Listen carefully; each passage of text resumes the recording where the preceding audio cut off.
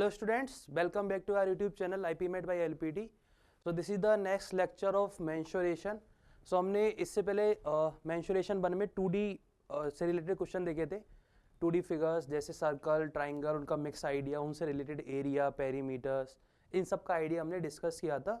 और last lecture में आपने देखा होगा कि एग्जाम में किस तरह के क्वेश्चंस आते हैं और कौन सा आइडिया उसमें इंपॉर्टेंट है. सो हमने उसमें डिस्कस किया था कि सेगमेंट्स का एरिया निकालना वो हमारे लिए काफ़ी इंपॉर्टेंट हो जाता है कि क्वेश्चंस, मैक्सिमम क्वेश्चंस जब भी ट्राइंगल्स एंड सर्कल्स के आए हैं और एरिया की जब भी हमसे बात की गई है तो अल्टीमेट वो सेक्टर्स का, सेगमेंट का एरिया फाइंड कराता है. मैक्सिमम क्वेश्चन हमने इससे रिलेटेड देखे भी थे, कुछ प्रीवियस ईयर क्वेश्चन भी देखे थे. सो आज हम देखेंगे 3D डायमेंशन के क्वेश्चंस. 3D डायमेंशन के जो क्वेश्चंस है वो आपको जनरली रोहतक में, जिपमेट में, इसमें ज़्यादा देखने को मिलेंगे. मेंसुरेशन का जो कोर आइडिया है वो जनरली रोहतक में ज़्यादा पूछा जाता है. ज्योमेट्री से रिलेटेड जो आइडिया है वो पूछा जाता है इंदौर में मैक्सिमम, बट जो कोर आइडिया मेंसुरेशन से रिलेटेड है, वॉल्यूम, सरफेस एरिया, इन सब का जो आइडिया है वो जनरली रोहतक में पूछा जाता है, रोहतक या जिपमेट में. ठीक है, सो स्टार्ट करते हैं हम. सो 3D में हमें क्या क्या चीज़ पे फोकस करना होता है. सो 3D मेंसुरेशन में हम दो चीज़ों पे जनरली फोकस करते हैं, वॉल्यूम एंड सरफेस एरिया. तो जितनी भी हम चीज़ें आगे डिस्कस करेंगे उन सब में हम वॉल्यूम एंड सरफेस एरिया की तरफ ज़्यादा ध्यान देंगे. सो वॉल्यूम क्या होता है, व्हाट इज़ वॉल्यूम. सो हमारा फर्स्ट क्वेश्चन आता है कि वॉल्यूम क्या होता है. Then the second part is कि सरफेस एरिया क्या होता है. तो क्या होता है वॉल्यूम.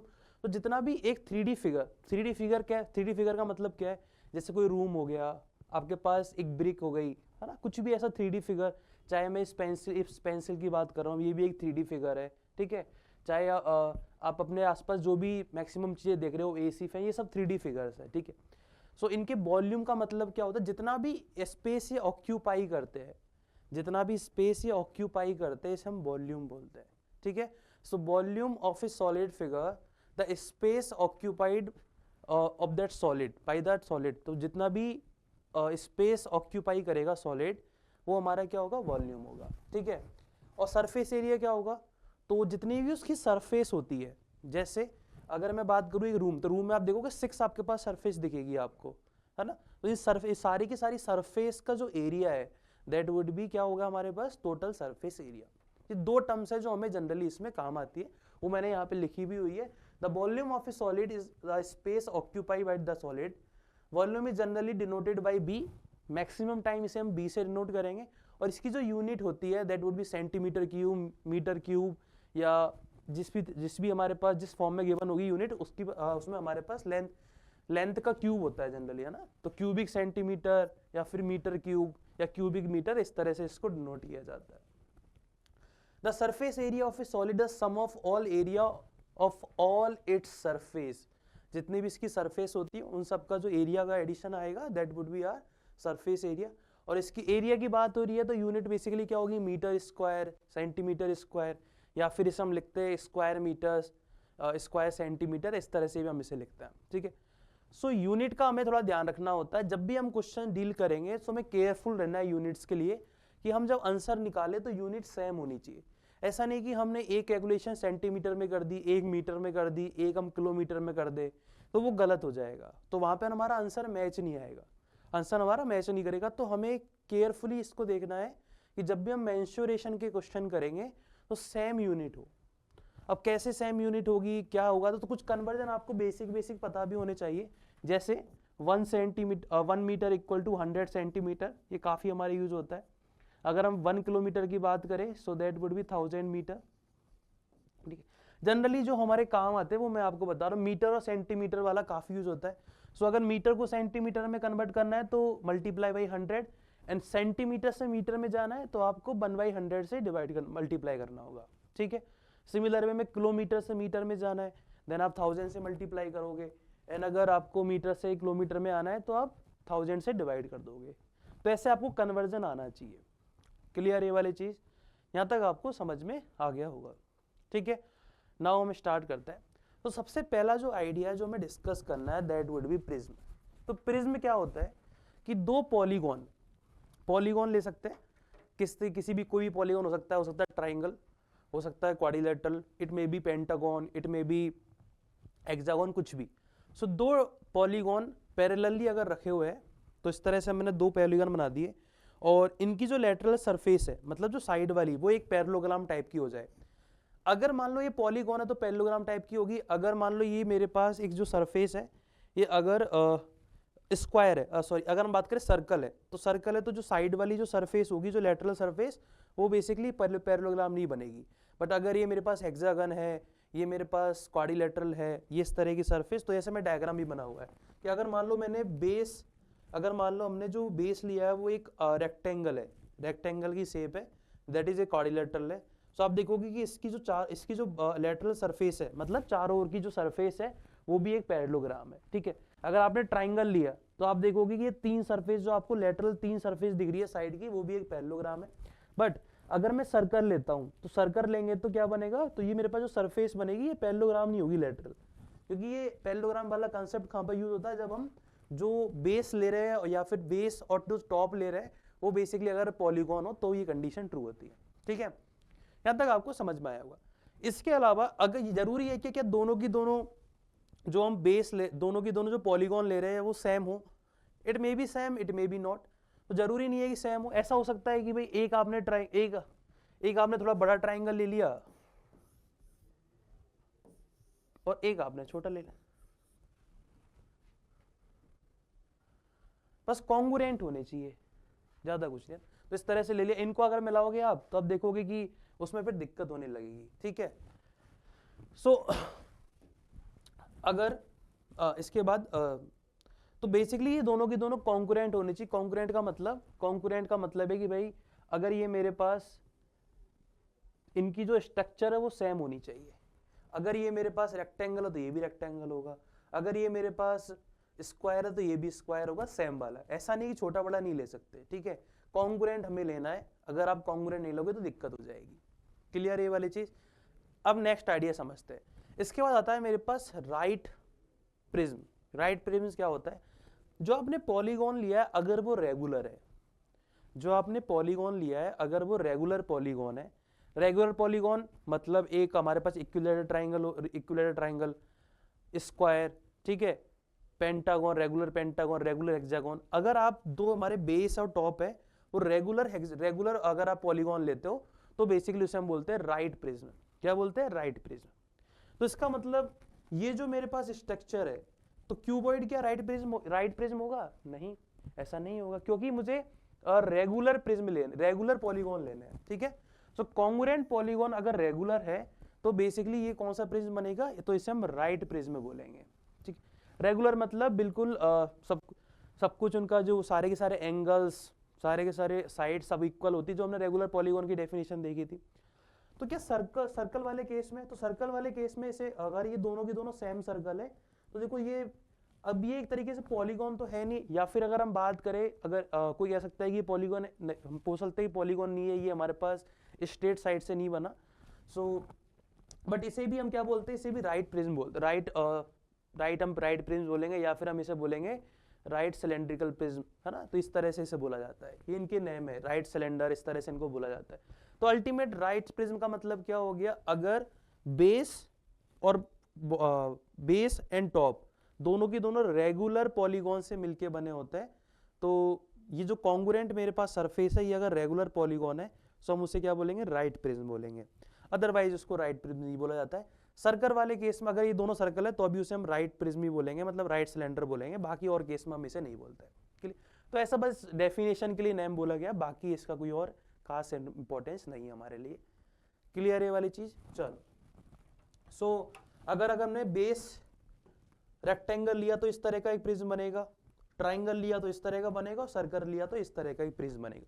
तो सर्कल से सिलेंडर बन गया, यहाँ से ये क्यूबॉइड बन गया, और ये भी मेरे पास एक प्रिज्म है जिसे हम ट्राइंगुलर प्रिज्म बोलते हैं। इसे क्या बोलेंगे, ट्राइंगुलर प्रिज्म बोलेंगे।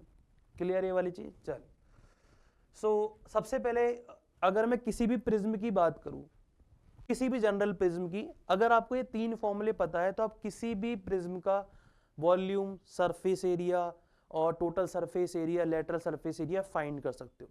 बस ये तीन फॉर्मूले पता हो, अब हम सारे आगे की जितनी भी चीजें इन तीनों से निकाल लेंगे। तो सबसे पहला हमारे पास क्वेश्चन आता है लेटरल सरफेस एरिया। तो लेटरल सरफेस एरिया मतलब होता है बॉटम और टॉप को हटा दो, साइड वाला जो पोर्शन है, बॉटम और टॉप, या फिर जो हमारा बेस और टॉप है उस एरिया को हटा के जो भी मेरे पास पोर्शन बचेगा चारों तरफ का उसे हम लेटरल सरफेस एरिया बोलते हैं। जो पोर्शन बनेगा वो लेटरल सरफेस होगी और उनका जो एरिया होगा that would be lateral surface area. So देखो आपको क्या करना है, तो अगर आपके पास क्यूबॉइड गिवन है तो ये जो चार आपके पास फेसेस है, एक आगे आगे वाला, एक पीछे वाला और दो ये वाले फेसेस, ठीक है। सो इनका आपको क्या करना है, एरिया फाइंड करना है। तो आप कैसे करोगे, क्या अप्रोच हो सकती है? तो पहला तरीका तो ये कि आपको लेंथ पता हो, आप डायरेक्ट निकाल लो। बट अगर मैं इसको थोड़ा जनरलाइज करूं किसी भी प्रिज्म के लिए तो हम कैसे करेंगे, देखो तो मुझे पेरीमीटर फाइंड करना है। तो पेरीमीटर का मतलब है क्या एक्चुअल में, सरफेस एरिया का मतलब है क्या कि आपको ये जितनी भी सरफेस है वो कितना पोर्शन कवर कर रही है ये फाइंड करना है। तो सबसे पहले मुझे बताओ कि अगर आपके पास एक इस तरह की कोई सरफेस है, जैसे मैंने एक रेक्टेंगल लिया, ठीक है, इसकी लेंथ आपके पास L है, इसका आपको एरिया फाइंड करना है। तो आप करते क्या हो, तो हम बोलते हैं कि सर L अगर ये लेंथ B है तो L इंटू बी इसका एरिया हो जाता है। तो इसको आप थोड़ा सा दूसरे तरीके से समझो कि हुआ क्या। अगर आपको ये अप्रोच याद होगी तो बड़ी आसानी से फॉर्मूले याद हो जाएंगे। तो कर क्या रहे हो आप कि L लेंथ की एक लाइन है, उसको आप एक के ऊपर एक रखते हुए जा रहे हो, बिल्कुल चिपका के, बिल्कुल ऐसे एक लाइन के ऊपर ये सब कुछ रखा जा रहा है। सिमिलर नेक्स्ट लाइन रख दी मैंने इसके ऊपर, फिर नेक्स्ट लाइन रख दी, फिर उसके अलावा ये सब बिल्कुल एक के ऊपर एक रखी गई है इस तरह से। तो जैसे ही ये जो लेंथ है, ये जो L जो लेंथ है आपने रखी है, जैसे B हाइट के इक्वल हो जाएगी तो क्या ये बेसिकली आपके पास ये रेक्टेंगल बन जाएगा। तो इसका एरिया है क्या कि आपने L लेंथ की एक पतली सी स्ट्रिप है, उसको रखते गए रखते गए रखते गए रखते गए, कब तक, जब तक उसकी हाइट B नहीं हो जाए। तो एक्चुअल में आपने कितनी लेंथ, कितनी L लेंथ की कितनी स्ट्रिप रखी होगी, जितना इसकी लेंथ होगी उसके हिसाब से अपन मान लो B हाइट तक रखी है। तो एरिया कितना आ गया, this length of this strip into ये जो भी हाइट तक हमने रखा है, आ गया आंसर, ठीक है। अगर मैं बात करूं सिमिलर वे में यहाँ पर, तो यहाँ पर हो क्या रहा है, आप देखोगे आपके पास 4 सरफेस है, आपको इसमें समझना है ये 4 सरफेस, नहीं तो डायरेक्ट रिजल्ट तो आपको याद हो ही जाएगा। मैं आपको समझाने की कोशिश कर रहा हूँ कि बना कैसे। देखो आपके पास ये 4 सरफेस है जो इस तरह से बनी होगी, देखो ये इनका जो बेस है वो ये है। तो मतलब आप क्या कर रहे हो, एक रेक्टेंगल को एक रेक्टेंगल है ये, उसको रखते हुए जा रहे हो। एक रेक्टेंगल है कितने एरिया का, L इंटू बी। ये जो रेक्टेंगल है इसका पेरीमीटर क्या है, ट्वाइस L प्लस बी, है ना। इसमें ऐसा समझो आप कि इसका पेरीमीटर लिख, तो इस पेरीमीटर को अगर आप रखते हुए जा रहे हो, मतलब ऐसी साइड्स आपने बना दी, एक बायर लिया आपने, तो एक बायर आपने लिया प्रॉपर, जैसे एक बायर ले लिया इस तरह से, इस तरह का एक बायर है, ठीक है, ये बायर इस तरह से बना हुआ। अब ऐसे इस तरह के स्ट्रक्चर पे बायर आप रखते हुए जाओ रखते हुए जाओ रखते हुए जाओ, तो जो भी आपके पास पोर्शन बचेगा चारों ओर, वो क्या इस तरह का ही बनेगा, लेटरल सरफेस एरिया। इस वायर के ऊपर आपने एक और सरफेस रखी, फिर एक और सरफेस रखो, देखो एक सरफेस छोटी सी मैं सरफेस रखूंगा तो कुछ इस तरह से आ जाएगी, है ना। मतलब चुपक रही है, लेकिन मैं आपको 3D डायग्राम नहीं दिखा सकता बना के, बट मैं आपको एक हिंट दे रहा हूँ कि इस तरह से आपने रखते हुए गए, तो जैसे रखते हुए जाओगे तो क्या आपको इस तरह की स्ट्रक्चर आ जाएगी। तो इसका मतलब क्या हुआ, ये जो चारों तरफ का जो एरिया है वो हो क्या रहा है, perimeter of the base into height, जितनी हाइट तक आप इसे बना रहे हो, जितनी हाइट तक आप इसे रखोगे, तो ये क्या बन गया, perimeter of the base into height. ये मेरे पास लेटरल सरफेस एरिया हो गया, ठीक है। और अगर टोटल सरफेस एरिया निकालना है तो क्या करेंगे, बेस दोनों की, बेस और bottom, base of top, base and top का एरिया भी उसमें ऐड कर देंगे। तो टोटल सरफेस एरिया मतलब LSA that is lateral surface area plus twice of area into base, area of the base. ऐसा क्यों, क्योंकि दोनों की दोनों कॉन्करेंट सरफेस होती है, तो दोनों का एरिया भी सेम आएगा। तो मेरे पास क्या हो जाएगा, twice of area of the base का एरिया का डबल कर दिया। अब सेम आइडिया वॉल्यूम में देखो, वॉल्यूम में क्या करेंगे, वॉल्यूम वाले केस में देखो कि आपके पास एक इस तरह से प्रॉपर एक रेक्टेंगल बना हुआ है ना, इस रेक्टेंगल को आप रख रहे हो एक के ऊपर, इस रेक्टेंगल को आप रखते हुए जा रहे हो। तो रेक्टेंगल को आप रखते, एक के ऊपर एक रेक्टेंगल, सेम रेक्टेंगल आप रखते हुए जाओगे, तो आप थोड़ा ध्यान से सोचो, तो एक क्या सॉलिड फिगर नहीं बन जाएगा, एक आपने सॉलिड फिगर बन गया। तो जितना उसने स्पेस, कितना स्पेस ऑक्यूपाई किया है, ये एरिया इनटू दिस हाइट। इसका मतलब इसका आंसर क्या हो जाएगा कि area of the base into height. तो वॉल्यूम क्या हो गया, area of the base into height. तो इस तरह से आप इनको जनरलाइज भी कर सकते हो। लेटरल सरफेस एरिया का मतलब क्या हो गया, perimeter of the base into height. जैसा प्रिज्म के लिए कहानी है, और किसी के लिए जैसे हम पिरामिड में जाएंगे आगे तो वहां पर ये नहीं होगा सेटिस्फाई, केवल प्रिज्म और इनमें ही है। तो प्रिज्म में क्या हो गया, area of the lateral surface area of the prism का मतलब area perimeter of the base into height. Total के लिए बेस और टॉप का एरिया ऐड कर देंगे लेटरल सरफेस एरिया में। और वॉल्यूम में क्या होगा, बेस का एरिया इंटू हाइट, ये मेरा वॉल्यूम हो गया। क्या ये समझ में आ रहा है आपको? ये वाला स्टेप क्लियर है? चल नेक्स्ट, अब हम एक एक प्रिज्म लिखते हुए चलते हैं। सबसे पहले हमने लिया क्यूबॉइड, तो क्यूबॉइड में हमारे पास क्या होगा, लेंथ गिवन होगी, तो ये मेरे पास लेंथ है, ये ब्रेड्थ है, और ये टोटल हाइट है, जिसे एस से डिनोट कर रहे हैं। कभी कभी इसको इस तरह से भी क्वेश्चन में लिखा मिलता है कि एक आपके पास क्यूबॉइड है, dimension with L into B into H, तो first one denoted length, second one denoted breadth and third one denoted height. तो ये इस तरह से आप इसी ऑर्डर में इसको समझोगे, ठीक है। नाउ अगर मैं आपसे कहता हूं कि बताओ इसका सबसे पहले लेटरल सरफेस एरिया बताओ, तो आपके क्या दिमाग में क्या क्लिक करना चाहिए कि भाई perimeter of the base into height. तो पेरीमीटर ऑफ द बेस क्या हो गया, twice of L plus B, देखो ये एल, ये पीछे वाला एल, ये दोनों बी, इनटू हाइट, तो ये मेरे पास क्या बन गया, ये मेरे पास हो गया लेटरल सरफेस एरिया।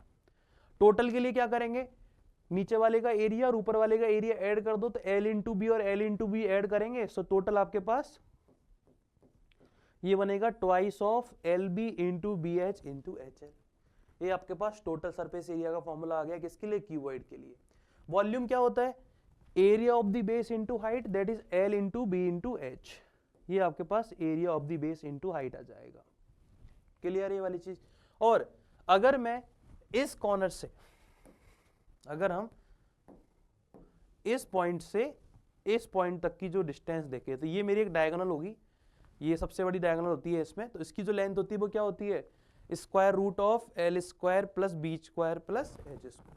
तो diagonal of cuboid is equal to Q. अब ऐसा नहीं है कि आप सरफेस वाली डायगोनल नहीं ले रहे, तो आप ऐसा समझोगे एक रूम के आप इस कोने से दूसरे वाले कोने का बॉटम साइड, तो एक अपोजिट आप कोना देख लो, एक तरीके से आप इस तरह से कर सकते हो, एक ये वाला कॉर्नर ऊपर ही ऊपर का, और एक इसके जस्ट अपोजिट वाली जो डायगोनल, अपोजिट वाली जो लेंथ है, या अपोजिट वाली दोनों की दोनों जो सरफेसेस का जो इंटरसेक्शन पॉइंट आएगा ना, उसमें बॉटम वाला, तो एक ऊपर वाला एक बॉटम वाला, उसकी जो लेंथ है that would be your diagonal of the cuboid. तो ये इसकी लेंथ कितनी होती है, L square plus B square into H square.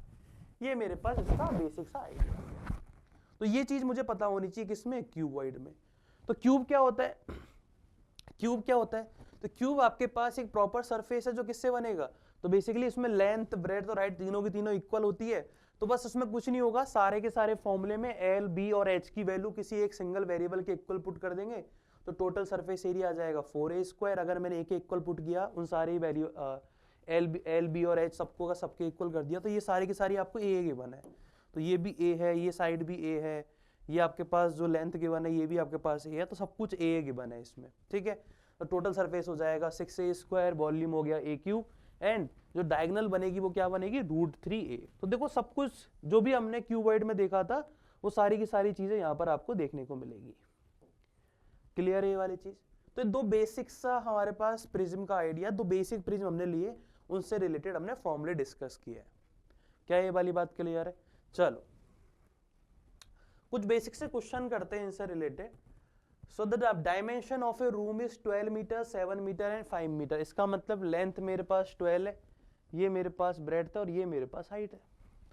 तो डायगोनल ऑफ द रूम क्या होता है, square root of L square that is 12 square, 7 square plus 5 square, कितना आ जाएगा 144 प्लस 49 प्लस 25, 169 प्लस 49,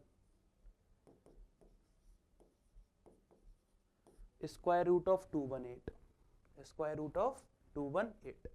सिंप्लीफाई किया, आंसर आ गया। आपसे क्या पूछा था, cost of flooring at the rate of ₹2 per metre.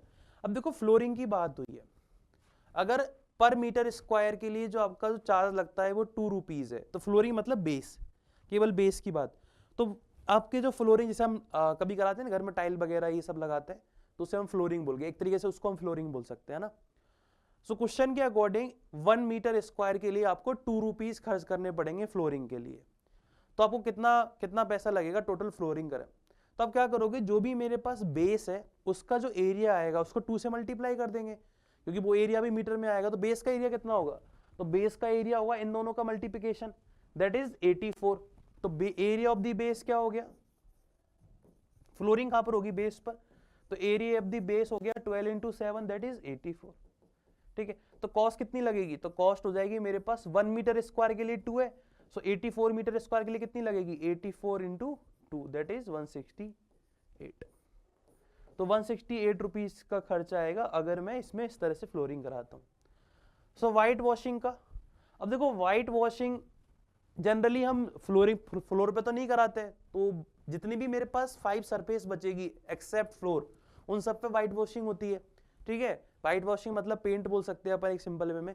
सो कितना लगेगा चार्ज, तो हम क्या करेंगे, टोटल जो एरिया है उसमें से बॉटम वाला बेस वाला जो एरिया उसको माइनस कर देंगे, तो जितने भी मेरे पास जहां जहां पर व्हाइट वॉशिंग होगी उसका एरिया आ जाएगा, और उसको हम मल्टीप्लाई कर देंगे 3 से, तो मेरा आंसर आ जाएगा।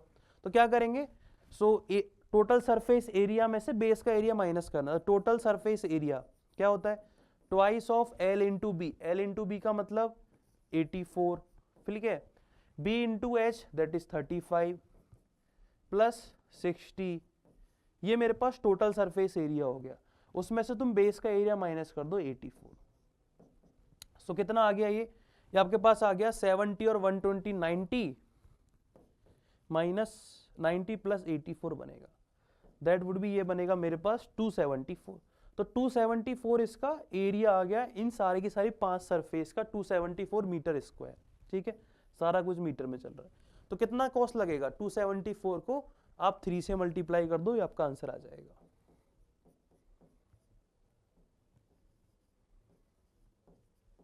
A2 clear.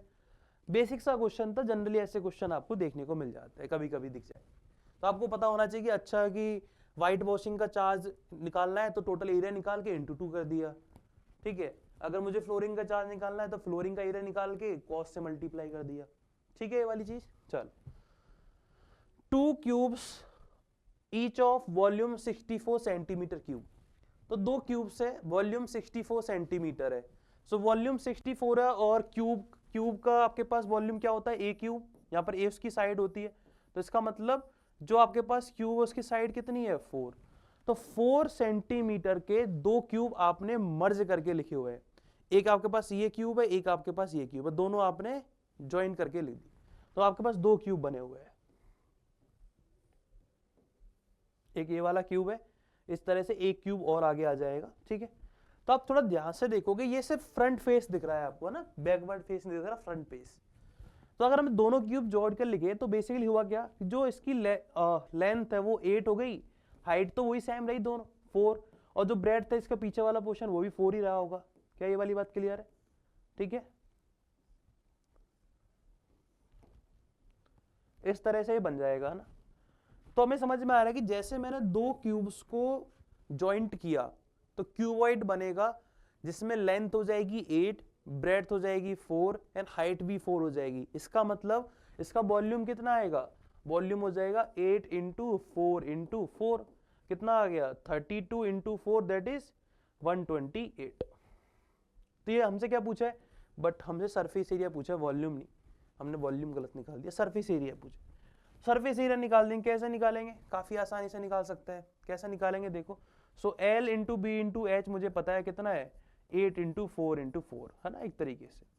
चलो तो ये डायमेंशन मिल गई, तो total surface area L B plus B H plus H L,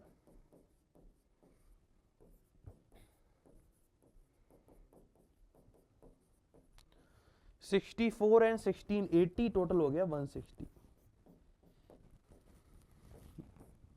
centimetre square. तो 160 centimetre square is your answer. Clear है वाला क्वेश्चन। तो बस इसमें जब मैंने ज्वाइन किया, दोनों को ज्वाइन किया, तो बेसिकली वो क्यूबॉइड बन गया, उसकी डायमेंशन आपको फाइंड करनी थी, थोड़ा सा ऑब्जर्वेशन लगाते तो आपको दिख जाता कि बाकी सब चीजें सेम होगी एक्सेप्ट लेंथ। लेंथ अगर आप निकाल लोगे तो आपका काम हो जाएगा।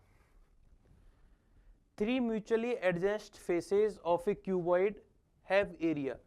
सो 3 एडजेसेंट फेसेस, सो आप थोड़ा ध्यान से क्यूबॉइड को देखो, तो उसमें 3 एडजेसेंट फेसेस का एरिया कोई सी भी 3 ले लेते हैं हम। देखो पहले हम एक क्यूबॉइड बनाते हैं,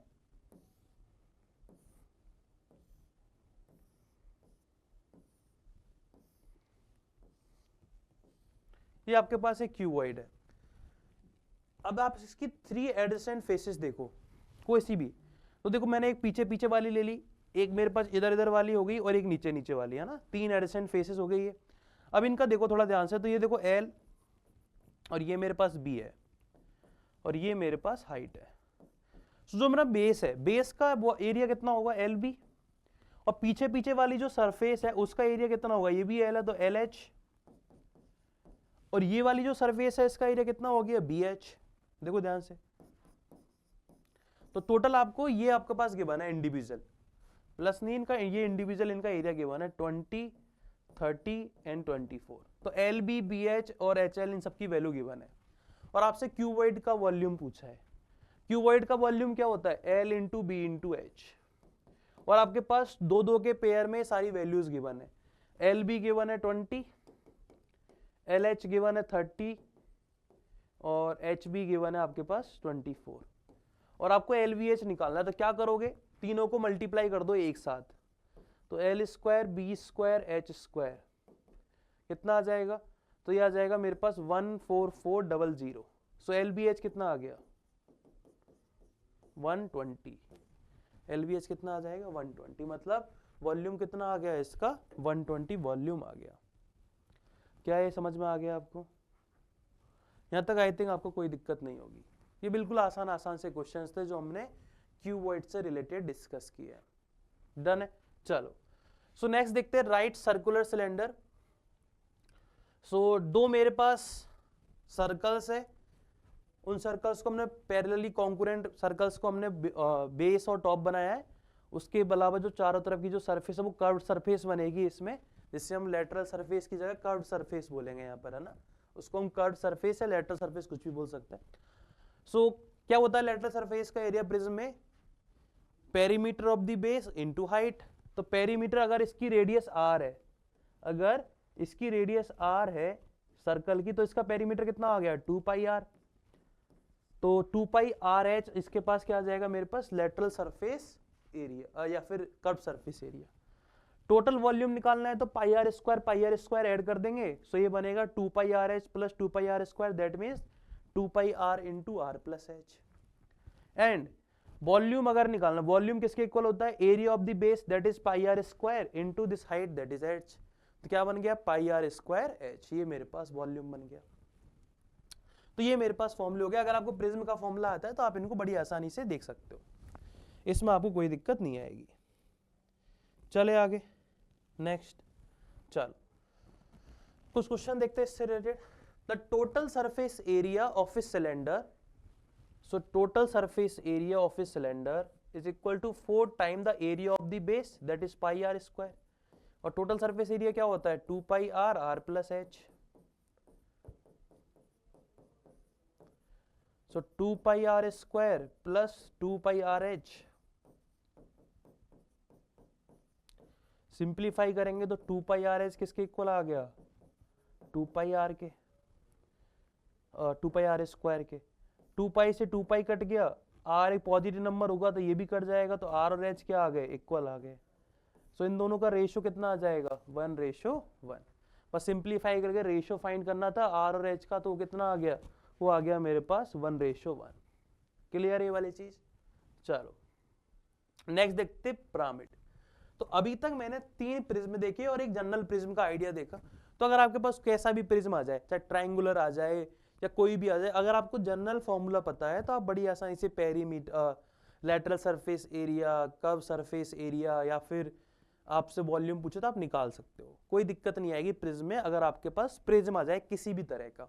ठीक है, नाउ हम स्टार्ट करेंगे पिरामिड। पिरामिड क्या होता है कि आपके पास अब बेस जो होगा कोई पॉलीगॉन होगा और जो साइड की जो सरफेस होगी वो ट्रायंगुलर सरफेस होगी। ठीक है, जैसे आप इसमें देख रहे हो कि अगर इसका बेस आपने एक क्वाड्रिलेटरल लिया तो इसमें जो 4 सरफेस है वो एक ट्रायंगुलर सरफेस है, ऊपर किसी एक पर्टिकुलर पॉइंट से फिक्स होगी सारी की सारी सरफेस, इससे हम पिरामिड बोलते हैं। इसे हम क्या बोलते हैं, पिरामिड बोलते हैं।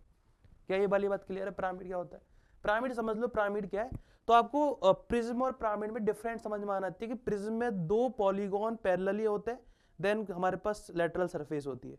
यहाँ पर क्या होता है, एक सरफेस होगी और एक किसी पर्टिकुलर पॉइंट से उस एक पर्टिकुलर पॉइंट से सारे के सारे सरफेस जॉइंट होंगे, है ना। तो देखो आप देखें, तो इससे ट्रायंगुलर सरफेस बनेगी सारी की सारी। ठीक है, चल सो अगर हम बात करें इसके लेटरल सरफेस एरिया की, तो ये क्या होता है, so perimeter of the base into slant height. अब ये स्लैंट हाइट क्या है, तो नॉर्मल हाइट तो हम प्रॉपर लेते हैं वर्टिकल, है ना, टॉप से बॉटम तक वर्टिकल हाइट, लेकिन स्लैंट हाइट जो होती है वो क्या है, जैसे आपने इस ट्राइंगुलर इस ट्राइंगल को देखो, इस वाली सरफेस को, तो ये जो हाइट है, तो मतलब इस तरह की जो हाइट होती है ये वाली, इस तरह की जो ये हाइट है, ये जो हाइट है ये वाली, that is called slant height. इसे क्या बोलेंगे हम, स्लैंट हाइट बोलते हैं। तो जो आपके पास ट्राइंगुलर जो ये फेस बन रहे हैं, इनकी जो हाइट है, इस ट्राइंगल की जो हाइट है, इट इज कॉल्ड क्या बोलेंगे, स्लैंट हाइट। ठीक है, ये स्लैंट हाइट होती है। चलो, इसके अलावा टोटल सरफेस एरिया क्या होता है, pi R L, sorry total surface area क्या हो गया, lateral surface area plus area of the base. Pi R L कौन का होता है वो दिमाग में आ गया, ठीक है, तो वो भी लेटरल होता है। तो टोटल सरफेस एरिया क्या होता है, lateral surface area that is an plus perimeter of the base. Lateral निकल गया तो perimeter of the base, sorry area of the base निकाल लो, नॉट पेरीमीटर। ठीक है, वॉल्यूम अगर हमें निकालना है तो वॉल्यूम क्या होगा, 1/3 into area of the base into height. तो 1/3 ऑफ लास्ट वाला जो फॉर्मूला हमने देखा था, यहाँ पर perimeter of the base into height, slant height use होती है, बाकी की चीजें तो हमें क्लिक हो रही है। ठीक है, पिरामिड का ये जनरल फॉर्मूला हो गया। तो सबसे ज्यादा इंपॉर्टेंट जो पिरामिड में हमारे पास सेक्शन होता है दैट इज कॉन। तो कॉन के रिगार्डिंग हमें काफी सारी चीजें देखनी है। तो मान लो अगर ये रेडियस आर है और ये हाइट एच है, जिस कॉन की हाइट है, और स्लैंट हाइट कौन सी होगी फिर, this is my slant height L, ये हमारे पास क्या होगी, स्लैंट हाइट होगी। क्लियर है वाली चीज। सो अगर मैं ये वाला एंगल 90 डिग्री है तो मुझे समझ में आ रहा है कि एल स्क्वायर किसके इक्वल होगा, square root of H square plus R square. H है मेरे पास height of this cone, R इसकी बेस की रेडियस, तो यही फॉर्मूला आपके पास लिखा हुआ है। तो slant height of the cone that is इसको denoted by L equal to square root of H square plus R square. Curved surface area का फॉर्मूला क्या था, half into perimeter of the base. So half into perimeter of the base that is 2 pi R into slant height L. तो क्या बन गया, 2 से 2 cancel, पाई R L, क्या बन गया, पाई आर एल। और टोटल सरफेस एरिया क्या होगा, pi are square into pi R plus pi R L, pi R common लोगे तो आर प्लस है। वॉल्यूम क्या होगा, 1/3 into area of the base into height. तो 1/3 and area of the base into height, तो 1/3 pi are square है, आपके पास ये फॉर्मूला हो गया। क्लियर है। तो ये मेरे पास फॉर्मूला हो गए किसके, कॉन के। तो अगर आपको जनरल पिरामिड का फॉर्मूला आता है तो आप बड़ी आसानी से किसी भी कॉन का या फिर कोई सा भी ऐसा पिरामिड हो तो उसका आप निकाल सकते हो, क्या वॉल्यूम, सरफेस एरिया, सब कुछ। ये आपको डायरेक्ट याद करना है, ऐसा नहीं है तो आप एग्जाम में निकालने लग जाओ, ये हमारा काम नहीं है। हमें डायरेक्ट कुछ तो जो डायरेक्ट हम याद कर सकते हैं स्पेशल केसेस, तो वो हमें याद करनी ही है। ऐसा नहीं कि एग्जाम में प्रूफ करने लग गए, वो नहीं करना। ठीक है, two cones have their height in the ratio 1:3 and the radii of their bases are in the ratio 3:1, then the volumes का रेशियो पूछा है। सो दो कौन है मेरे पास, तो फर्स्ट कौन की अगर मेरे पास हाइट x है तो दूसरे वाले कितनी हो जाएगी, 3x। फर्स्ट कौन की रेडियस अगर मेरे पास 3y है तो सेकंड वाले की क्या हो जाएगी, y। और वॉल्यूम क्या होता है, तो volume of the first cone equal to 1/3 pi are square that is 3y square into H that is x। Second वाले का वॉल्यूम कितना है, तो रेशियो निकाल लेते direct, 1/3 pi are square that is y square into 1/3 pi से 1/3 pi cut जाएगा, ये बचेगा 9y square X divide by 3y, that is 3:1। कितना आ जाएगा ये, 3:1। तो दोनों की दोनों वॉल्यूम का जो रेशियो आएगा दैट वुड बी 3:1। तो वो क्या आएगा, 3:1 आ जाएगा। क्लियर है। चलो, the area of the floor of A conical tent. तो कॉनिकल टेंट एक आपके पास इस तरह से, ठीक है, इसका बेस का एरिया आपके पास गिवन है 616 स्क्वायर मीटर, या फिर मीटर स्क्वायर लिख सकता है। Find the canvas required for the tent if its height is 48. Height 48 centimetre. ठीक है, सो कितना कैनवास आपको रिक्वायर्ड होगा, कितना होगा देखो। सो हाइट अगर 48 सेंटीमीटर है, ठीक है, ये 48 मीटर ही होना चाहिए, सेंटीमीटर नहीं होगा, नहीं तो बहुत छोटा सा आइडिया बनेगा। निकाल सकते हैं इससे आंसर भी हम, बट वो थोड़ा फिर काफी ज्यादा दिक्कत देगा ना। चल, इस तरह से कोई टेंट है आपके पास जिसका स्क्वायर बेस आपको गिवन है 6 स्क्वायर। तो देखो पाई आर स्क्वायर निकालो सबसे पहले, तो 22/7 पाई आर स्क्वायर इक्वल टू 616। इसको कट कर लेते हैं, 11 से कट करेंगे 220, 11 से कट कर लो पहले 2 टाइम्स, 11 से कट करेंगे तो ये आएगा 5 times and 56। So r square हो जाएगा आपके पास 28 इंटू 7। सो आर की वैल्यू हो जाएगी आपके पास 7 इंटू 4 14। सो 14 मीटर का आपके पास क्या हो गई, रेडियस हो गई। 14 मीटर रेडियस है और लेंथ आपके पास ये है। तो क्या आप ये निकाल सकते हो स्लेंट हाइट कितनी होगी, तो स्लेंट हाइट हम निकाल सकते हैं। अगर ये आपके पास 14 है तो कैसा निकालेंगे, 48, तो देखो मैंने आपको ट्रिपलेट याद कराए थे, ये आपके पास 7 इंटू 2, दिस इज 24 इंटू 2, तो 7 24, इसका ट्रिपलेट क्या होता है 25 इंटू 2 दैट इज 50। तो स्लेंट हाइट क्या हो गई 50 हो गई आपके पास स्लेंट हाइट। ट्रिपलेट याद कराए थे मैंने ज्योमेट्री में आपको, 7 24 25 और उसके डबल लिखे हुए हैं, ठीक है। तो स्लेंट हाइट अगर 15 है, मुझे कैनवास दिखाना। कैनवास बेसिकली क्या होता है, जो इसके चारों ओर जो कोई कपड़ा जो भी लगा हुआ होगा वो कैनवास होगा। तो कितना मीटर चाहिए मुझे, कितना मीटर चाहिए बताओ, pi R L that is 22/7, R की वैल्यू 14, एल की वैल्यू 50। सिंप्लीफाई करेंगे तो 44 इंटू 50, सो 2200 मीटर स्क्वायर का हमें कैनवास रिक्वायर्ड है। 2200 मीटर स्क्वायर का कैनवास हमें रिक्वायर्ड होगा। ये मेरा इसका आंसर आएगा, देख लो, समझ लो कैसे करना है। सो फाइनली आपको क्या कर, बेसिकली आपको कैनवास निकालना था। कैनवास चारों ओर जो सरफेस है उसके चारों ओर जो कपड़ा होगा वही कैनवास होगा। अब समझो कि आपको करना क्या है, बेसिकली ये निकालना है कितना ये एरिया है, तो कितना ये चारों तरफ का एरिया जो कर्व सरफेस एरिया है इसमें वो क्या होगा पाई आर एल। एल निकालना था, आर आप निकाल ही पाओगे, डायरेक्ट स्टेटमेंट गिवन है एरिया का, बेस का एरिया का, बस आंसर आ जाएगा। क्लियर ये वाली चीज। चल next, frustum of a cone. तो किसी कॉन का फ्रस्टम क्या होता है, फ्रस्टम ऑफ ए कॉन। तो अगर मैं किसी कॉन को, जैसे मान लो इस तरह की कॉन है,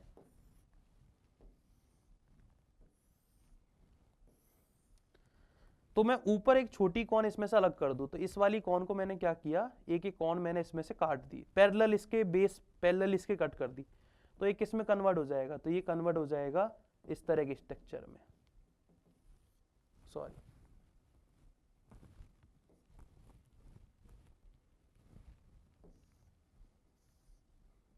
इस तरह के स्ट्रक्चर में कन्वर्ट हो जाएगा। इसे हम बोलते हैं फ्रस्टम। क्या बोलते हैं, फ्रस्टम।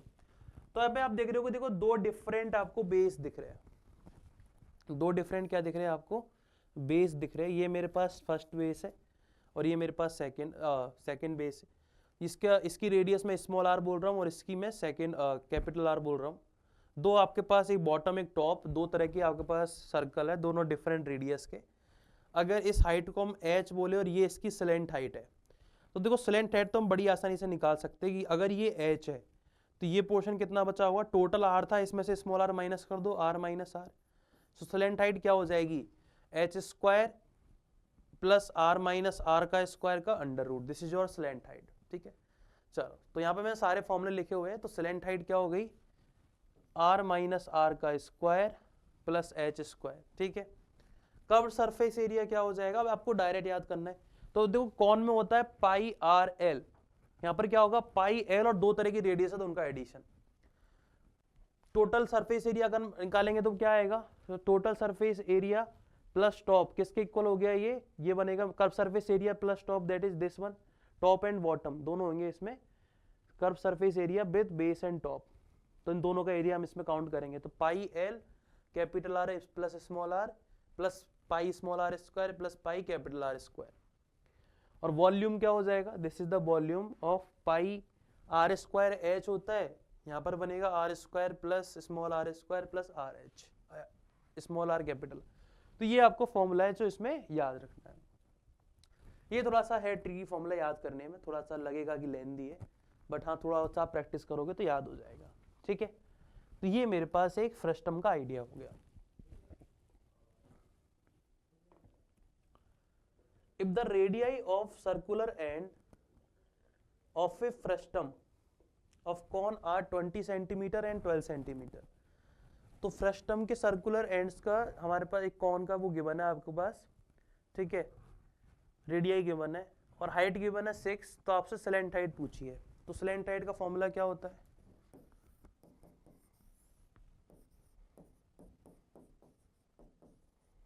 ये फॉर्मूला होता है हमारे पास, बस इसमें वैल्यू पुट कर दो। 6 का स्क्वायर 36, 20 माइनस 12 दैट इज 8 का square that is 64, so answer आ जाएगा 10। तो 10 सेंटीमीटर आपका आंसर हो जाएगा, that is option number D. Just formula based question. Rohtak में आपको कभी ऐसे क्वेश्चन दिख सकते हैं। A frustum of a cone, top radius and base radius and the slant height आपको गिवन है। तो small R 6, capital R 8 and L is 5। तो लेटरल सरफेस एरिया तो pi l r plus r, pi as it is ये 5 और ये 14, that is 70 pi. This is your answer. ठीक है, आसान से क्वेश्चन थे ये, काफी अच्छा क्वेश्चन है और इस तरह की वैरायटी हमारे लिए काफी इंपॉर्टेंट है। तो हम इसका पूरा का पूरा डेरिवेशन और कुछ कंसेप्ट इसमें देखेंगे। क्या है ये? A right circular cone is cut parallelly to its base and is at is half of its height. तो पहले हम क्वेश्चन समझ लेते हैं। क्वेश्चन क्या है? तो एक कॉन था, इसको हमने यहां से कट कर दिया। अगर total height h, total height हमारे पास कुछ भी गिवन नहीं है, मान लो h थी, तो हमने इसको h/2 से कट कर दिया।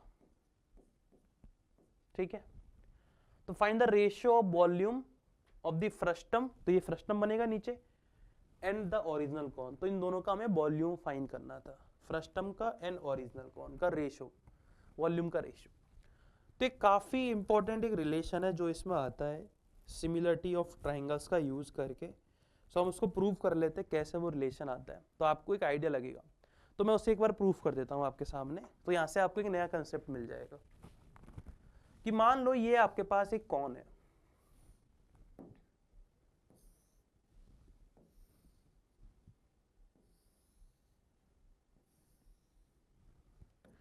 मैंने इस कॉन को किसी पर्टिकुलर हाइट से कट कर दिया। टोटल हाइट थी लेट सपोज h, ठीक है, और ये जो हाइट है जो मैं यहां से कट किया है that would B small h।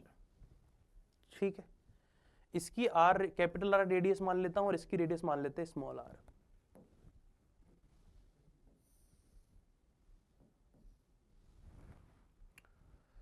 अब मैं आपसे 2-3 चीजें पूछूंगा। देखो A, B, C और इसे नाम दे दिया मैंने D पॉइंट और इसको नाम दे दिया हमने E पॉइंट। अब हम triangle ABC and triangle ADE को थोड़ा ध्यान से ऑब्जर्व कर रहे हैं। ट्राइंगल ABC, देखो ये 90 डिग्री एंगल है, ये वाला एंगल 90 डिग्री है और एंगल ये दोनों में कॉमन है, ट्राइंगल ABC में और ट्राइंगल ADE में। तो मुझे क्या पता लग गया कि triangle ABC similar to triangle AED, angle wise similarity. इसका मतलब AB और AE का जो रेशियो है that would be equal to the BC and AE के रेशियो के, and sorry BC and ED के रेशियो के, एंड AC और AD के रेशियो के। तो AC और AD है क्या? तो ये तो मेरे पास कैपिटल H और स्मॉल h है, और BC एंड DE है क्या? तो ये मेरे पास कैपिटल R और स्मॉल r है। तो इसका मतलब इनका जो रेशियो है रेडियस का और इनकी हाइट का जो रेशियो है वो तो इक्वल आ गया। क्या रिलेशन मिल गया? कि इन दोनों कॉन्स की, एक ओरिजिनल कॉन और एक ऊपर जो कॉन बनी है, इनकी हाइट का और रेडियस का रेशियो सेम आ गया। तो मैं वॉल्यूम निकाल रहा हूं, तो बी ओरिजिनल कॉन का volume that is 1/3 into pi are square h, and एक मेरे पास वॉल्यूम निकाल रहे हम स्मॉल कॉन जो बाद में बनी है, तो उसका रेशियो निकालो। तो 1/3 into pi small r square h, इससे कैंसिल आउट होगा तो ये बनेगा कैपिटल आर। और हमने देखा था कि भाई ये रेशियो तो सेम ही होता है, इसका मतलब या तो मैं इसे हाइट के रेशियो के क्यूब में लिख सकता हूं, या फिर मैं इसे रेडियस के रेशियो के क्यूब में लिख सकता हूं। क्या ये वाली बात समझ में आ रही? तो मतलब ओरिजिनल कॉन और स्मॉल कॉन जो हमारी बनी है, उसका जो रेशियो है that would be equal to the cube of ratio of their radius, and it will also equal to the ratio of their cube of ratio of their height। तो अब दोनों में से किसी एक का निकाल दो तो रेशियो आ जाएगा। तो इस क्वेश्चन को कैसे करेंगे इस हेल्प से? सो ये मुझे अप्रोच समझ में आ गई यहाँ से कि भाई जो कॉन्स का जो वॉल्यूम का रेशियो आएगा वो या तो रेडियस के क्यूब के रेशियो के इक्वल होगा या फिर हाइट के रेशियो के क्यूब के इक्वल होगा। सो क्या क्वेश्चन था ये कि एक कॉन को हमने पैरेलली कट किया है बेस से h/2 हाइट पर। तो इस कॉन को हमने कट किया है, तो अगर टोटल हाइट थी h, तो ये हाइट कितनी हो जाएगी h/2। तो इसका मतलब ये जो मेरी फर्स्ट ऊपर वाली कॉन फर्स्ट है, टोटल कॉन को मैं बी ओरिजिनल लिख रहा हूं, तो इन दोनों का जो वॉल्यूम है वो कितना हो जाएगा? ओरिजिनल कॉन का वॉल्यूम और ऊपर वाली जो कॉन है ये, इसका वॉल्यूम कितना हो जाएगा? कैपिटल H और h/2 का क्यूब, दैट इज 8:1। कितना आ गया? 8:1। ठीक है, मतलब कि अगर ओरिजिनल कॉन का वॉल्यूम 8K है, अगर ओरिजिनल कॉन का वॉल्यूम 8K है, तो जो हमारी ऊपर जो स्मॉल कॉन है, इसे मैंने फर्स्ट नाम दिया, उसका वॉल्यूम कितना हो जाएगा? K। तो अगर इसका वॉल्यूम K है और टोटल मेरे पास 8K, तो ये कितना हो गया? 7K। मतलब फ्रस्टम का वॉल्यूम कितना हो जाएगा? 7K। और आपसे पूछा कितना है? फ्रस्टम का और ओरिजिनल कॉन के वॉल्यूम का रेशियो, तो आंसर क्या हो जाएगा? 7K divide by 8K, that is 7:8। तो जस्ट अगर आपको वो आइडिया पता है कि वॉल्यूम्स का जो रेशियो है वो किसके इक्वल होगा? हाइट के क्यूब के रेशियो के या फिर रेडियस के क्यूब के रेशियो के, तो आप बड़ी आसानी से इस क्वेश्चन को डील कर पाओगे। क्लियर है ये वाली चीज? चलिए नेक्स्ट क्वेश्चन की तरफ। नेक्स्ट आइडिया, सो स्फीयर में कब सरफेस एरिया बोल दो या टोटल सरफेस एरिया बोल दो या फिर लेटरल सरफेस एरिया बोल दो, वो सब 4πr² होता है, एंड द क्यूब होता है 4/3πr³। इस तरह का मेरे पास एक स्फीयर होता है, एक सॉलिड बॉल जिसे हम बोल सकते हैं। अगर मैं हेमिस्फीयर की बात करूं, सो क्यूब होगा 2/3πr³ and total surface area जो होगा, बेसिकली देखो हाफ तो हमने दूसरे वाले का कर दिया, जैसे उसमें टोटल था 4πr², तो यहाँ पर क्या हो जाएगा? 2πr², तो ये वाला पोर्शन, और ये मेरे पास एक सरफेस एक्स्ट्रा आ जाएगी इसमें, इसका क्या होगा? πr², तो कितना हो गया टोटल? तो टोटल सरफेस हो गया 3πr² और लेटरल का हो गया 2πr²। तो ये मेरे पास फॉर्मूले हो गए किसके? हेमिस्फीयर एंड स्फीयर के। तो जो फॉर्मूले वाली कहानी थी वो तो हमने यहाँ पर फिनिश कर दी है। तो कुछ एक दो बेसिक क्वेश्चंस देखते हैं आज, फिर हम नेक्स्ट क्लास में कुछ और अच्छे क्वेश्चंस 3D फिगर्स से रिलेटेड वो सब डिस्कस करेंगे, जैसे हमने 2D में किए थे। तो shuttlecock use for playing badminton has the shape of combination. तो किसकी कॉम्बिनेशन होती है? ऐसे क्वेश्चन क्यों कह रहा हूं मैं? जब हम क्वेश्चन करेंगे तो हमें समझ में आएगा इनकी क्या इंपॉर्टेंस है। तो पहले आपको ये थॉट होना चाहिए कि जो शटलकॉक होती है वो किस शेप की होती है? बैडमिंटन खेलते हैं, बताओ कौन सी शेप की होती है? क्या वो सिलेंडर और स्फीयर इस तरह की होती है क्या? सिलेंडर इस तरह का ही होता है? तो ऐसी तो नहीं होती है, हमें यहां तक पता है। ठीक है, सिलेंडर और हेमिस्फीयर, तो एक सिलेंडर बनाओ और ये मेरे पास हेमिस्फीयर, क्या इस तरह की होती है क्या? नहीं, ये भी नहीं लग रहा मुझे। तो स्फीयर एंड कॉन, तो कॉन बना लो एक पेड़ आपके पास, और ये एक स्फीयर, क्या इस तरह की होती है क्या? नहीं, ये भी मुझे नहीं दिख रहा, इस तरह की भी नहीं होती है ना, इस तरह का पोर्शन भी नहीं होता वो। Frustum of a cone and hemisphere, frustum of a cone, ठीक है, और एक हेमिस्फीयर। हाँ, इस तरह की कुछ होती है कॉक हमारी इस तरह की होती है शटल कॉक, कि ऊपर वाला जो पोर्शन होता है वो तो होता है हेमिस्फीयर, ठीक है, और नीचे वाला जो पोर्शन होता है वो होता है फ्रस्टम। वो क्या होता है? फ्रस्टम। तो ये मेरे पास इस तरह की कॉक होती है। तो जो कॉक होती है वो जनरली दो सरफेसेस या दो मेरे पास सरफेसेस का कॉम्बिनेशन होती है, या दो सॉलिड्स का कॉम्बिनेशन होती है। एक तो होता है फ्रस्टम, दूसरा होता है हेमिस्फीयर, ठीक है। चलो, cylindrical pencil sharp at one edge is the combination of. तो कैसी होती है पेंसिल? तो पेंसिल को अगर मैं थोड़ा ध्यान से देखूं, सो पीछे वाला हिस्सा तो उसका सॉलिड होगा, मतलब वो तो एक, हमें पता है कि ये तो एक सिलेंडर होता है, और आगे से वो इस तरह की हो जाएगी। अगर इसको मैंने इसको शार्प कर दिया तो वो इस तरह की बनेगी। तो क्या हो रहा है? ये एक कॉन एंड एक आपके पास सिलेंडर, तो कॉन एंड सिलेंडर का कॉम्बिनेशन होता है, ठीक है। चलो, during conversion of a solid from one shape to another. तो अगर मैं किसी भी सॉलिड का कन्वर्जन करता हूं one shape to another shape, तो जो वॉल्यूम होता है वो चेंज नहीं होता है। जितना स्पेस उसने पहले ऑक्यूपाई किया है, सेकेंड वाली शेप में भी वो उतना ही स्पेस ऑक्यूपाई करेगी, तो वॉल्यूम सेम रहेगा, कोई भी चेंज उसमें नहीं आता है, ठीक है। वॉल्यूम में कोई भी चेंज नहीं आएगा अगर मैं किसी भी एक सॉलिड स्पेस को, सॉलिड चीज को कन्वर्ट करूं किसी दूसरे में, तो कोई भी चेंज नहीं आता है वॉल्यूम में, ठीक है।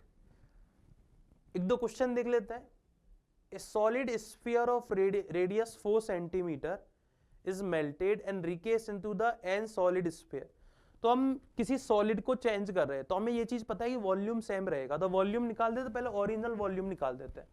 तो सॉलिड का वॉल्यूम क्या होता है? 4/3 pi r cube, that is 4 का cube, an solid hemisphere of radius 2। तो एक हेमिस्फीयर का वॉल्यूम क्या हो जाएगा? 2/3 पाई 2 क्यूब, और ऐसे एन बना दो। तो क्या वॉल्यूम इन सब का सेम ही आएगा? चाहे इसका निकाल लो, चाहे इन सारे एन का निकाल लो। तो सिंप्लीफाई करेंगे तो मुझे किसकी वैल्यू दिखेगी? एन की वैल्यू दिख जाएगी।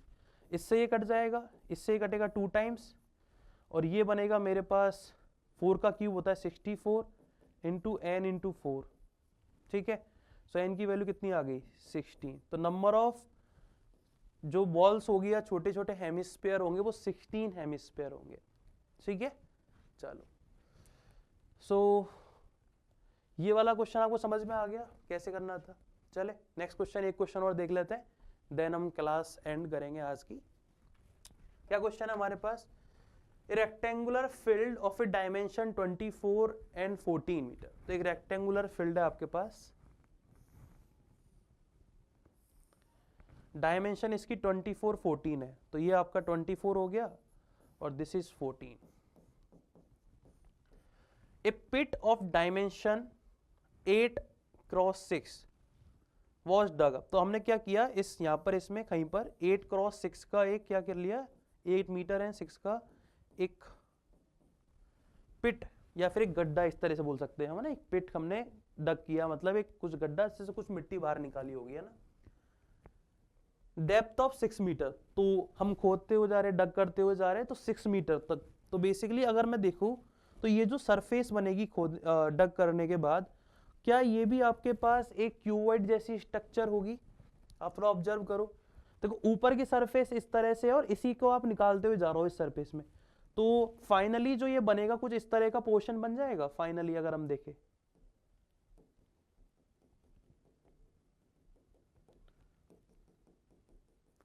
कुछ इस तरह का एक पोर्शन बनेगा इसमें, इसको अंदर की तरफ देखे जाओगे कुछ इस तरह का बन जाएगा इसी सरफेस में, ठीक है। एंड जो भी यहां से सॉइल बाहर आएगी उसको मैंने चारों तरफ स्प्रेड कर दिया, जो भी मेरे पास पोर्शन है इक्वली स्प्रेड कर दिया। तो स्प्रेड करेंगे तो रेक्टेंगुलर फील्ड है, तो इसमें अगर मैं स्प्रेड करूंगा तो इसकी जो लेंथ है, जो इसकी जो मोटाई बोलते हैं, वो इंक्रीज हो जाएगी मिट्टी की, है ना। सो इस वजह से जो लेवल है ग्राउंड का वो राइज हो गया। तो कितना राइज हुआ है, कितने हाइट तक वो इंक्रीज हो गया, ये मुझे बताना है। तो बेसिकली मुझे करना क्या, आप थोड़ा सोचो कि मैंने क्या किया कि एक गड्ढा खोदा, सिंपल में बात करें तो उससे कुछ सॉइल बाहर आई, और उसको मैंने उस रेक्टेंगुलर फील्ड के चारों ओर स्प्रेड कर दिया, उसका लेवल सबका सेम कर दिया। तो अगर मैंने एक गड्ढे को डग किया, इसका मतलब उसकी मिट्टी किसके इक्वल होगी, वॉल्यूम के इक्वल होगी क्या, क्योंकि उस सॉइल ने उतना ही स्पेस ऑक्यूपाई किया होगा जितना उसका वॉल्यूम है। तो मतलब जितना वॉल्यूम बाहर आया उतना ही मैंने चारों तरफ स्प्रेड किया है। इसका मतलब जो वॉल्यूम मैंने बाहर निकालना है उसको मैं इक्वल कर दूं स्प्रेड किए गए पोर्शन के वॉल्यूम के, तो हमारा आंसर आ जाएगा। ठीक है, तो कितना वॉल्यूम मैंने बाहर निकाला है, सो 6 मीटर तक हमने डग किया है डेप्थ तक, तो बताओ कितना कितना सॉइल बाहर आई होगी, 8 इंटू 6 इंटू 6। ठीक है, तो ये वॉल्यूम बाहर आया होगा। और ये किसके इक्वल है, ये जो वॉल्यूम है वो किसके इक्वल आएगा, जितना पोर्शन बचा हुआ उस पर मैंने स्प्रेड किया है। तो वो क्या होता है, बेस का एरिया इंटू हाइट। तो कितने एरिया में मैंने उसको स्प्रेड किया है, टोटल में से माइनस कर दो ये, तो 14 इंटू 24 में से माइनस कर दिया 48, इंटू जो हाइट स्प्रेड हुई होगी वो h, ये तो होगा बच्चे कुछ पोर्शन का एरिया कितना है, तो टोटल में से ये वाला माइनस कर दिया तो ये हो गया एरिया, इंटू हाइट। यही तो बताया था मैंने आपको, एक प्रिज्म का एरिया क्या होता है, प्रिज्म का होता है एरिया क्या होता है, area of the base into height. तो ये प्रिज्म टाइप की स्ट्रक्चर ही तो बनी है। सिंप्लीफाई करेंगे so how what will get, सो ये बनेगा 48 इंटू 6, दैट मींस ये बनेगा 240 plus 48 that is 288 equals to, ये बनेगा मेरे पास 280 प्लस 90 280 प्लस 56, तो ये बनेगा मेरे पास 288 यहां पर बनेगा। सो अल्टीमेट एच की वैल्यू कितनी आ गई 1, तो एच आ गया मेरे पास 1 मीटर। मतलब जो सॉइल से जो लेवल राइज होगा वो कितना होगा, 1 मीटर राइज होगा। क्या आंसर आ गया इसका, 1 मीटर। सिंप्लीफाई करेंगे तो बना। तो हमने क्या किया है, अगेन वॉल्यूम इक्वल किया है। तो थोड़ा सा आप सोचो, ऐसे क्वेश्चन में थोड़ा सा लॉजिकली सोचना होता है कि हाँ मैंने गड्ढा खोदा तो मिट्टी बाहर आएगी या सॉइल बाहर आएगी, उसको चारों तरफ स्प्रेड करेंगे तो एक तरीके से बेसिकली हो क्या गया, तो प्रिज्म ही बन गया। बस प्रिज्म का बेस जो होगा वो बेसिकली ये वाला एरिया, ये वाला जो पोर्शन होगा वो होगा, इस वाले हिस्से को हटा दूंगा तो वो प्रिज्म होगा। और उसी का हमें बेसिकली क्या फाइंड करना था, वॉल्यूम फाइंड करना था, क्योंकि राइज होगा मतलब तो एक तरीके से वॉल्यूम, एक तरीके से प्रिज्म बन गया। ठीक है, तो उसका आपको वॉल्यूम फाइंड करना था, बस वॉल्यूम इक्वेट करेंगे आंसर आ जाएगा। तो इस तरह से हमें ऐसे क्वेश्चन डील करने होते हैं। क्लियर है ये वाला क्वेश्चन। सो आज की क्लास में हमने क्या क्या किया, 3D मेंसुरेशन से रिलेटेड फॉर्मूले, जो फॉर्मूले हमारे लिए इंपॉर्टेंट है उन सबको हमने देखा है। नेक्स्ट क्लास में इससे रिलेटेड क्वेश्चन करेंगे और वो मेरी ज्योमेट्री की या मेंसुरेशन की लास्ट क्लास होगी। देन हम कोऑर्डिनेट ज्योमेट्री की तरफ मूव करेंगे। सो अगेन जैसे मैं हर बार आपसे बोलता हूँ कि ज्योमेट्री थोड़ा लेंदी है, तो आपको प्रॉपर तरीके से रिवाइज करना पड़ेगा, चीज़ों को समझना होगा, प्रॉपर नोट्स बनाने होंगे, शॉर्ट नोट्स बनाने होंगे, तब जाके वो आप प्रैक्टिस करोगे कुछ दिन तो अब आपको एक कॉन्फिडेंस आएगा ज्योमेट्री में। नहीं तुम कितनी भी थ्योरी पढ़ ले, क्वेश्चन नहीं करे तो हमसे क्वेश्चन नहीं होंगे। क्वेश्चंस में सोचना कि इसमें क्या लगा सकता हूँ, कैसे डील कर सकता हूँ, तभी वो चीज़ें क्लिक होगी। ठीक है, सो एक बार आप इसे रिवाइज कर लेना। नेक्स्ट पार्ट में हम कुछ और नए क्वेश्चन के साथ मिलेंगे, तब तक के लिए थैंक यू, बाय बाय।